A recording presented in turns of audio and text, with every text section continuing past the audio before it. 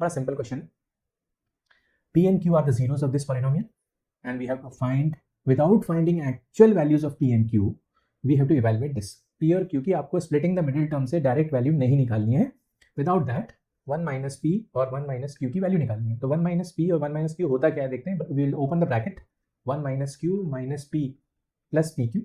So this will be 1, negative sign common ले लिया हमने, P plus Q plus PQ. तो P plus Q का मतलब क्या होगा, सम ऑफ द जीरोज.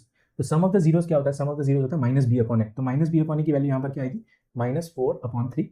और पी क्यू की वैल्यू क्या आएगी, सी अपॉन ए. और सी अपॉन ए क्या होगा, सी अपॉन ए होगा -4/3. चलिए इसको सिंप्लीफाई करते हैं. माइनस माइनस हो जाएगा +4/3 और ये -4/3. तो ये -4/3 4/3 cancel. Answer is 1. The graph of polynomial passes through 6, 0, 0, -2 and -1, 0. कोई ग्राफ किसी पॉलिनोमियल का 3 पॉइंट से पास हो रहा है. कौन कौन से वो 3 पॉइंट है देख लेते हैं. 6, 0. तो 6, 0 मान लेते हैं यहाँ पर. 6, 0 यहाँ पर है. 0, -2 मान लेते हैं कि यहाँ पर है. 0, -2 नेगेटिव वाई एक्सिस पर होगा. और एक -1, 0 को ले लेते हैं यहाँ पर, -1, 0.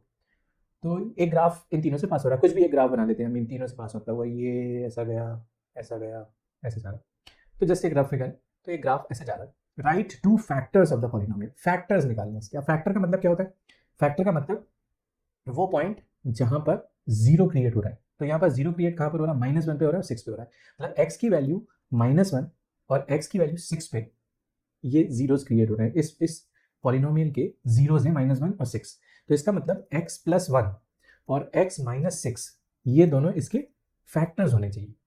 x + 1 और x - 6 इसके अगर फैक्टर्स होंगे, क्योंकि हम फैक्टर्स को इक्वल टू 0 करते हैं और वहां से हमें x की वैल्यू आती है. तो अगर ये फैक्टर्स हुए, इसको इक्वल टू 0 करेंगे तो x की वैल्यू -1 और 6 आएगी. ठीक है. तो इसके जो 2 फैक्टर हैं वो क्या है, x + 1 और x - 6.